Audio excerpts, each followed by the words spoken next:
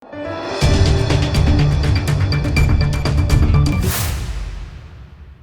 દર્શક મિત્રો, આપ જોઈ રહ્યા છો લોકમૈત્રી ન્યૂઝ. હું છું એન્કર અર્પિતા પટેલ. હવે જોઈએ અગત્યના સમાચાર. ભરૂચના સાંસદ મનસુખ વસાવાએ આમોદ તાલુકાની જિલ્લા પંચાયતની સીટ ઉપર પ્રચાર અર્થે કોંગ્રેસ અને આમ આદમી પાર્ટી ઉપર આકરા પ્રહારો કર્યા હતા. આમોદ જિલ્લા પંચાયતની સીટની પેટા ચૂંટણીમાં ત્રિપાખીયો જંગ વચ્ચે ભરૂચ જિલ્લા સાંસદ મનસુખ વસાવાની એન્ટ્રી થઈ હતી. આજરોજ ભરૂચ જિલ્લાના આમોદ તાલુકાના રાણીપુરા ગામે મનસુખ વસાવાએ સરકારની વિકાસલક્ષી ઉપલબ્ધિ ગણાવી જનતા પાસે મતની અપીલ કરી કોંગ્રેસ અને આમ આદમી પાર્ટી ઉપર આકરા પ્રહાર કર્યા હતા. કોંગ્રેસ ભાજપ દ્વારા ઠેર ઠેર ચૂંટણી પ્રચાર કાર્યક્રમ યોજવામાં આવે છે, જેને લઈને આજરોજ સંસદ સભ્ય મનસુખ વસાવા સાથે ધારાસભ્ય દેવકિશોર સ્વામી પણ ઉપસ્થિત રહ્યા હતા. આપ કોંગ્રેસ અને ભાજપ વચ્ચે ટક્કર તો બીજી બાજુ આમ આદમી પાર્ટી દ્વારા કોઈ પણ જાતના પ્રચાર કરતા કાર્યકરો જોવા મળી રહ્યા નથી. આમોદ તાલુકા કોંગ્રેસ પ્રમુખ ભ્રષ્ટાચાર મુદ્દે ચૂંટણી પ્રચારમાં ઝંપલાવી રહ્યો છે, તો સાંસદ મનસુખ વસાવાએ સરકારની વિકાસની ઉપલબ્ધિ ગણાવી લોકો પાસે ભારતીય જનતા પાર્ટીને મત આપવા માટે અપીલ કરી હતી.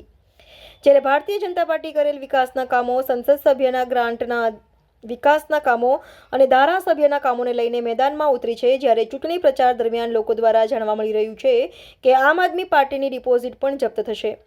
કોંગ્રેસમાંથી સોમાભાઈ આંબાલાલ વસાવા, ભાજપમાંથી મેલાભાઈ વસાવા અને આમ આદમી પાર્ટીમાંથી જયંતિભાઈ વસાવા, આમ આ 3 ઉમેદવારો વચ્ચે ત્રિપાખીયો જંગ ખેલાશે.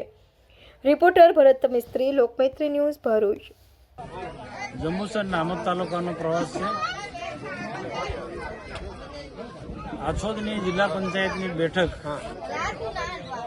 જિલ્લા પંચાયતના સભ્યના અવસાનના કારણે ખાલી પડી.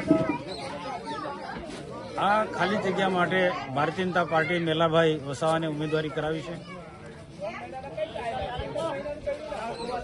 આ મેલાભાઈની જંગી બહુમતીથી જીતાડવા માટે આજે આછોદ સીટ જિલ્લા પંચાયતનો મારો ચૂંટણી પ્રચારનો કાર્યક્રમ હતો.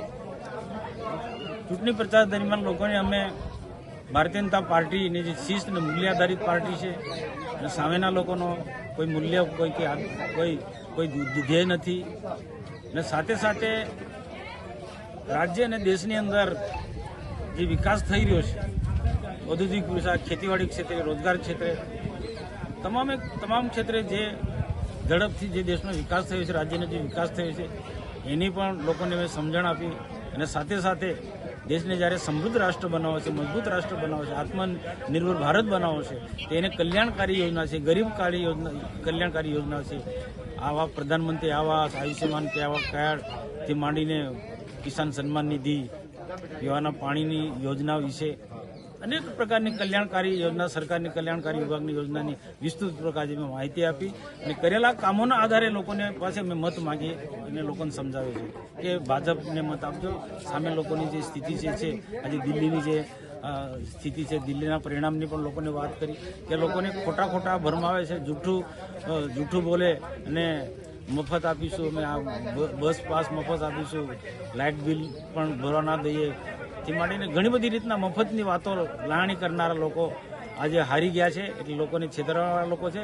જ્યારે ભારતીય જનતા પાર્ટી વાસ્તવિક વાત લોકોને કહે છે, જે થઈ શકે તે જ વચનો આપે છે, અને જે વચનો ભૂતકાળની અંદર જે ચૂંટણી ઢંઢેરામાં ભૂતકાળમાં વિધાનસભાની ચૂંટણી હોય કે લોકસભાની ચૂંટણી હોય, તે વચનો આપ્યા તે મુજબ અમે કામ કર્યા છે. આ લોકોને અમે સમજાવી રહ્યા છીએ અને ભાજપને મત આપવા માટે વાત કરી રહ્યા છીએ. લોકમૈત્રી ન્યૂઝ સાથે જોડાયેલા રહેવા અમારા યુટ્યુબ ચેનલને સબસ્ક્રાઇબ કરી ફેસબુક અને ઇન્સ્ટાગ્રામ પેજને લાઇક અને શેર કરો.